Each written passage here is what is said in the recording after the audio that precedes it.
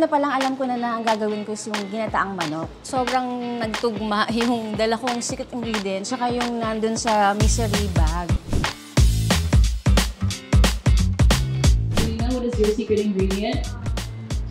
It's gata, smoked gata. Kasi diba yung inasalis may parang smoky flavor din. So yung gata na dala ko is pinausukan ko rin. And go! Kanina nung sinasabi, meron kaming 3 minutes para mag-isip. So lumingon ka agad ako, ano kayang pwede kong substitute sa papaya? So nakita ko yung patatas. So I'm good to go, okay na yon. Kasi nga, di ba, binigyan kami ng instructions, madalicious na recipe. So madali and delicious na recipe. Ito na agad yung naisip ko. Dinagdag ko na lang yung mushroom and of course yung sili.